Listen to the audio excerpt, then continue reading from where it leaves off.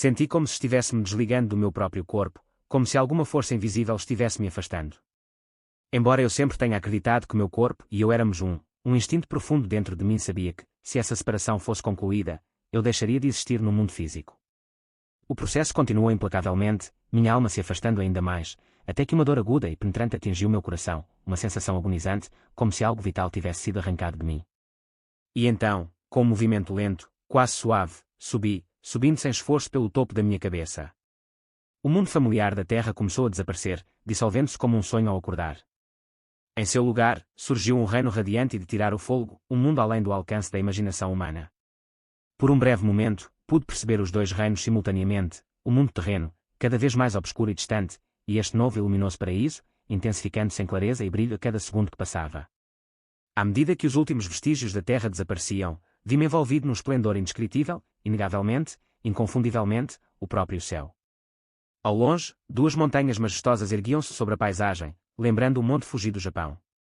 Seus picos eram coroados com neve imaculada, enquanto suas encostas eram adornadas com folhagens exuberantes, vibrantes além de qualquer descrição. Não havia neblina, nem poluição, nada que obscurecesse minha visão, cada detalhe era nítido, cada cor mais vívida do que qualquer coisa que eu já tivesse visto. Embora as montanhas parecessem estar a quilômetros de distância, pude distinguir flores individuais crescendo ao longo de suas encostas, cada pétala destacando-se com impressionante clareza. Minha visão tornou-se imensamente mais nítida, pelo menos 100 vezes mais poderosa do que na Terra. Enquanto fiquei admirado com o que me rodeava, notei movimento além de um bosque de árvores magníficas. Um grupo de cerca de 20 pessoas estava envolvido em um jogo alegre, uma dança animada que lembrava Skip to My Lou. De mãos dadas, eles se moviam em círculo, rindo, cantando e girando com uma exuberância totalmente contagiante. Suas vozes soavam em perfeita harmonia, suas risadas carregavam uma qualidade musical que enchia o ar de calor e alegria. Quando me notaram, 4 dos dançarinos se separaram do grupo e saltaram em minha direção com graça e sem esforço. Seus corpos pareciam quase leves, seus movimentos fluidos e hipnotizantes. À medida que se aproximavam, dei por mim a estimar as suas idades, 130, 220, 112, embora os números parecessem sem sentido aqui. Eles irradiavam uma energia atemporal, uma beleza e uma vitalidade que superavam tudo que eu já havia conhecido. O mais alto deles, um homem cuja presença era ao mesmo tempo autoritária e acolhedora, falou primeiro. Sua voz era rica e ressonante, carregando um calor inegável. Você chegou à terra dos mortos, disse ele com um sorriso gentil. Uma vez vivemos na terra, assim como você, antes de virmos para cá. Tomado pela alegria, não pude conter minha alegria. Isso é incrível. Absolutamente maravilhoso, exclamei. Seus rostos se iluminaram de alegria com minha reação. Eles começaram a explicar as maravilhas deste reino com grande entusiasmo. Um deles me disse que eu poderia nadar no lago cristalino o tempo que quisesse e que, quando saísse, estaria perfeitamente seco. Outro me garantiu que eu poderia correr, pular, cantar e dançar pela eternidade sem me sentir cansado. Então, algo surpreendente aconteceu. Ao observar o ambiente, uma familiaridade inexplicável tomou conta de mim. Eu conhecia esse lugar. Eu reconheci isso. Embora eu nunca tivesse posto os pés aqui antes, lembranças disso agitaram-se dentro de mim. Lembrei-me do que havia além das montanhas, como se eu já tivesse vagado por esta terra em um tempo há muito esquecido. Então, num acesso de clareza e alegria, a verdade me atingiu, eu finalmente havia voltado para casa. Durante toda a minha vida, senti-me deslocado na terra, como um andarilho numa terra estrangeira. Mas aqui, neste mundo radiante, eu pertencia. Este era o lugar onde eu deveria estar. Um profundo suspiro de alívio me escapou enquanto sussurrei para mim mesmo, graças a Deus, estou de volta. E desta vez, ficarei. O mais velho, uma figura de imensa sabedoria e força, continuou falando. Tudo aqui é puro, explicou ele. Os elementos não se decompõem como acontece na Terra. Este mundo é mantido unido por uma vibração perfeita e abrangente, que evita o envelhecimento e a deterioração. É por isso que nada desaparece, nada envelhece e tudo permanece tão brilhante e novo como no momento em que foi criado. Naquele momento, entendi como o céu poderia ser eterno. Aqui não havia corrupção nem entropia, apenas beleza e harmonia eternas. Um profundo sentimento de amor brotou dentro de mim, tão poderoso que consumiu todo o meu ser. Percebi que apenas a bondade dentro de mim sobreviveu à transição. Cada traço de negatividade, cada pensamento discordante, foi eliminado, deixando apenas a essência de quem eu realmente era.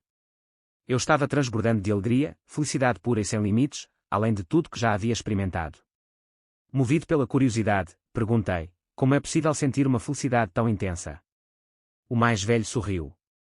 Seus pensamentos são vibrações, explicou ele. Aqui, eles são governados pela vibração mestra, que neutraliza toda a negatividade. Somente os pensamentos mais elevados, aqueles de amor, liberdade e alegria, podem existir neste reino. Um pensamento me ocorreu. Mas o que acontece com aqueles que foram amargos ou cruéis na vida? Ele me olhou com uma expressão conhecedora. Aqueles cujas almas estão muito sobrecarregadas pela escuridão não podem existir aqui. Se as suas vibrações negativas forem muito fortes, eles gravitam em direção a um reino inferior, um lugar onde os seus pensamentos ainda podem sobreviver. A vibração mestra os dissolveria se viessem para cá. Na vida após a morte, cada alma encontra naturalmente o seu lugar, atraída por outras que partilham a mesma frequência. Por exemplo, se uma pessoa é principalmente boa, com apenas uma pequena porcentagem de negatividade, essa negatividade é eliminada, permitindo-lhe permanecer no céu. Mas se a escuridão supera a luz dentro dela, ela deve se mover para um reino inferior, onde pode existir entre sua própria espécie. Ninguém os julga, ninguém os condena. Eles simplesmente vão para onde pertencem, com base nas vibrações de sua alma.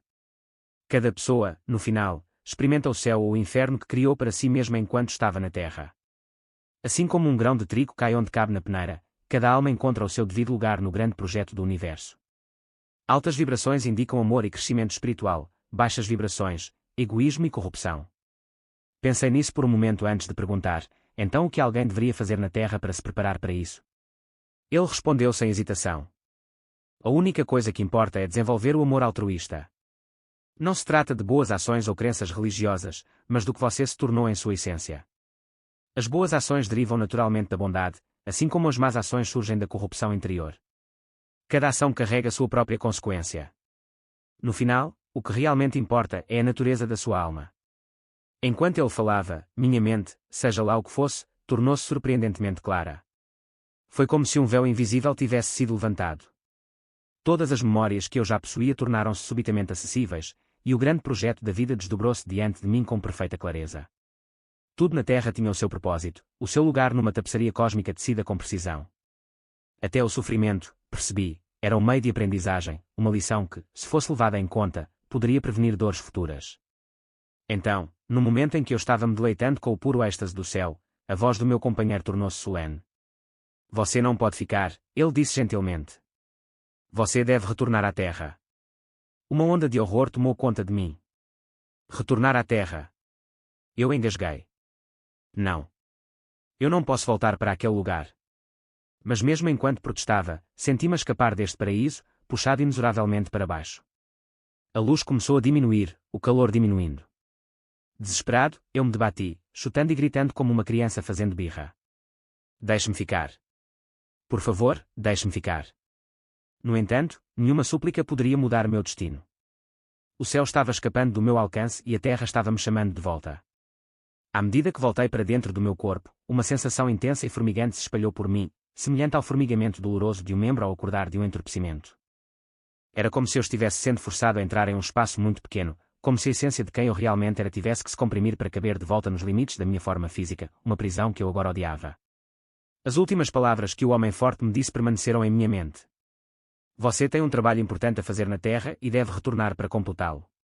Chegará um momento de grande confusão e as pessoas precisarão de sua presença estabilizadora. Quando sua missão for cumprida, você poderá retornar aqui e ficar.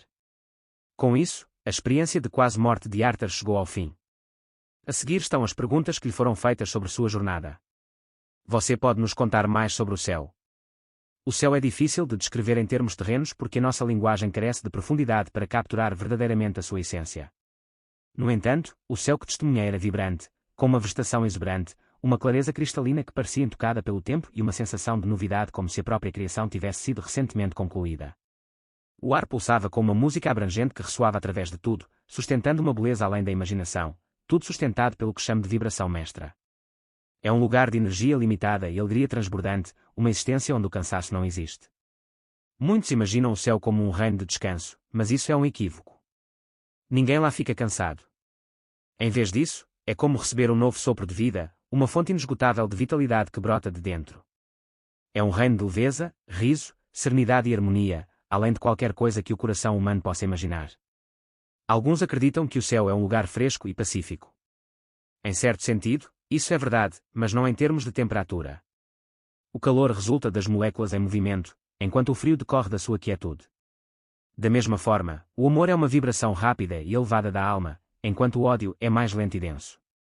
O amor perfeito incorpora o divino, enquanto o ódio completo leva a um estado de morte espiritual, uma perda tão profunda que pode extinguir a própria alma. A temperatura do céu parecia perfeitamente equilibrada, nem quente nem fria, simplesmente certa. No entanto, lembro-me da história de um homem que afirmou ter passado 3 semanas no inferno. Ele o descreveu como um lugar escuro, úmido e gelado, cheio de medo.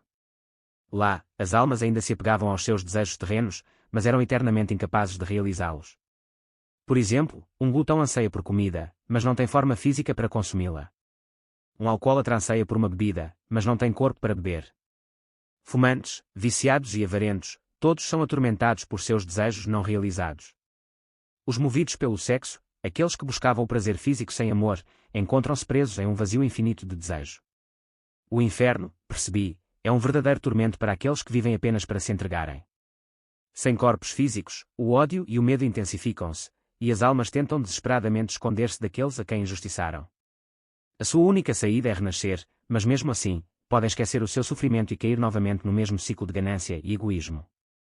Esta repetição interminável continua, a menos que encontrem a salvação, algo que só pode ser alcançado numa das suas vidas. Muitas destas almas não podem salvar-se a si próprias, e é por isso que acredito que Cristo veio ao mundo, para ajudá-las. Como ele disse, eu não vim chamar os justos, mas os pecadores ao arrependimento. Como uma pessoa avança na vida após a morte? A resposta é simples, eles não. Não há ambição ou competição no céu, nem esforço por ganho pessoal. Uma vez lá, você pode nem conseguir mudar quem você é. A Bíblia fala de como o diabo, na sua ambição, foi expulso do céu, um aviso eterno de que a luta pelo poder não tem lugar no reino divino. Se as pessoas realmente entendessem a vida após a morte, parariam de perseguir status e começariam a se concentrar no autoaperfeiçoamento. Aqui na Terra, a mudança é possível e devemos aproveitar este tempo para nos tornarmos o tipo de alma que desejamos ser na eternidade. A vida pode ser miserável para quem não aprendeu a arte da harmonia interna, que provém do amor altruísta. A humanidade está interligada, como uma cadeia, as ações de cada indivíduo afetam o todo. Em vez de explorar os elos mais fracos, deveríamos esforçar-nos por fortalecê-los. No céu, até onde eu sabia, as pessoas simplesmente existem em alegria. São como crianças, livres da necessidade de trabalhar pela felicidade. O que é sucesso? O que é fracasso? Nascemos neste mundo para enfrentar provações e aprender com elas. Infelizmente, muitos não conseguem ver isso. Eles reclamam de seus infortúnios, passando a vida em busca de prazer, fama e riqueza. Então morrem sem ter feito nenhum progresso espiritual, desperdiçando vida após vida. A verdade deveria ser óbvia: quando falecemos, não levamos nada conosco, exceto nosso caráter, karma e habilidades. Habitaremos entre almas como nós, rodeados pelas consequências das nossas próprias ações. Portanto, o nosso maior sucesso seria ascender ao céu mais elevado através do amor altruísta, enquanto o nosso pior fracasso seria mergulhar na autodestruição, odiar-nos até ao esquecimento, se é que tal destino é mesmo possível. Porque você não mencionou Deus e a salvação. Não foi uma omissão intencional. Simplesmente não vi Deus ou Cristo, nem ouvi qualquer menção direta de salvação. No entanto, acredito que a vibração mestra é um aspecto de Deus, uma força onipresente que governa o universo, regulando tudo, exceto o livre-arbítrio da humanidade. Para compreender Deus plenamente, seria necessário ser quase tão grande quanto Deus, ou pelo menos como Cristo, que viveu em perfeita harmonia com Ele. Quanto à salvação, é simples: amar desinteressadamente. Quando o amor é puro e altruísta, ele eleva a vibração da alma tão alto que o único lugar onde pode existir é no céu. O que é pecado? Pecado é qualquer coisa que impeça o crescimento espiritual. Os 3 pecados mais graves são não aprender com a experiência, permitir que a liderança se torne tirania e permitir que o egoísmo se transforme em ganância. Todos deveriam examinar-se regularmente em busca de sinais de ganância, controle, medo, preocupação, raiva, ódio, ciúme, talvez o mais perigoso de todos, culpa. Superar essas características negativas nos mantém conectados ao nosso eu superior, aos nossos anjos da guarda, ao divino e ao próprio universo. Quando o subconsciente é oprimido pela culpa, ele instintivamente se afasta do seu eu superior, criando barreiras que cortam a conexão. Sem esta orientação divina, a pessoa torna-se como uma criança perdida, vagando nas trevas. O único caminho a seguir é libertar-se da culpa e restabelecer essa ligação sagrada. Como somos salvos? Através do amor altruísta. Quando amamos desinteressadamente, nossa alma vibra em uma frequência tão elevada que se alinha naturalmente com o céu. Simplesmente não há outro lugar para onde ele possa ir. Esta é a justiça divina, um sistema que concede a cada alma, humana ou animal superior, a oportunidade de alcançar a harmonia eterna, não importa quantas vidas isso possa levar. Esta harmonia irá colocá-los numa espécie de paraíso, independentemente da sua inteligência, educação, doutrinação, ignorância, riqueza ou pobreza. Compreendendo a Trindade. O conceito da Trindade pode ser complexo, mas em sua essência representa diferentes aspectos do divino. O Pai é Deus, a força infinita que criou e governa o universo. O Filho é uma expressão individual de Deus, alguém que alcançou a unidade perfeita com o divino, que é, em última análise, o nosso objetivo também. O Espírito Santo, também conhecido como Espírito Santo, é a vibração suprema, uma energia pura que flui para dentro de nós tão livremente quanto nossas próprias barreiras autoimpostas permitem. Eu acredito no diabo. Não, eu não. No entanto, se tal ser existisse, ele teria que ser um anjo enlouquecido, tão iludido que acreditaria que poderia desafiar Deus. Isso seria tão inútil quanto tentar impedir o nascer do sol. Na minha opinião, o diabo é uma figura mitológica, criada pelos humanos como bode expiatório para os seus próprios erros. Muitas pessoas com mentes imaturas acham mais fácil culpar uma força externa pelos seus erros, em vez de assumir a responsabilidade pessoal. Dito isto, pode haver entidades de vibração inferior, espíritos remanescentes presos à Terra que alguns podem perceber como demónios, porque tentam interferir conosco através de meios telepáticos. Estas forças negativas ressoam com as nossas próprias vibrações baixas, medo, ódio, ganância, atraindo-as para mais perto de nós. Mas assim como podemos atraí-los, também podemos repeli-los. Atos de amor altruísta elevam a nossa frequência além do seu alcance e, se necessário, o poderoso Espírito de Jesus Cristo pode afastá-los completamente. Há um velho ditado: pássaros da mesma pena voam juntos. A melhor maneira de se livrar da escuridão é garantir que você não se torne igual a ela. Predestinação ou livre-arbítrio? Eu acredito em ambos. Se eu tenho um destino, porque todo mundo não teria um também? Nossos cérebros humanos só podem compreender o que absorveram, mas nossas super-almas, nossos eu superiores, possuem uma compreensão completa de nossa jornada.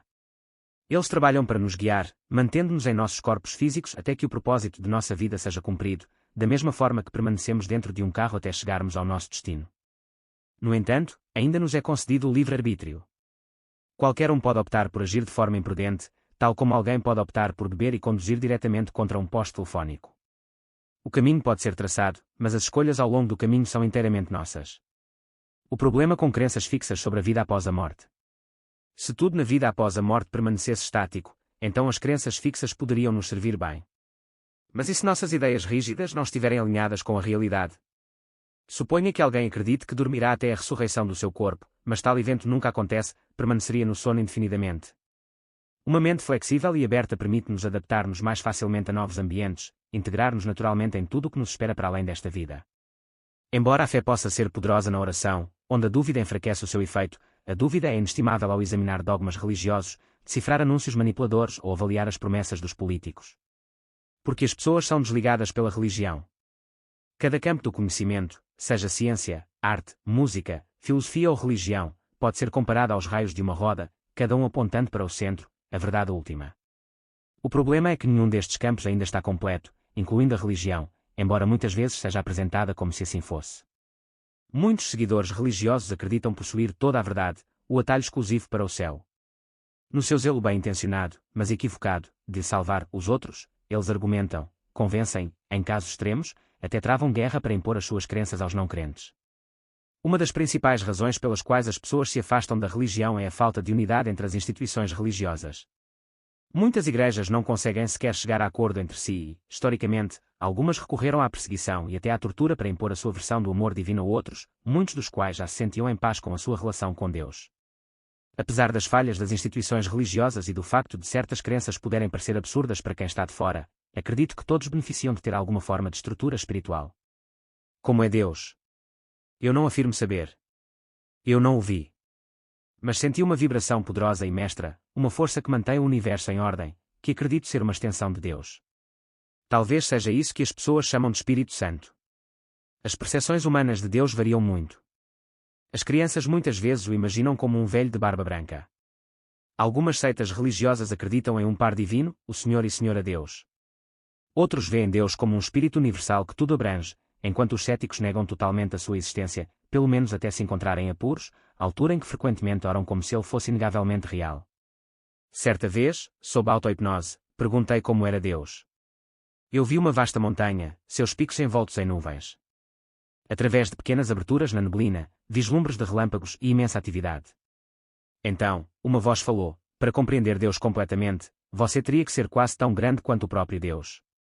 Essa resposta colocou tudo em perspectiva. Eu acredito em reencarnação.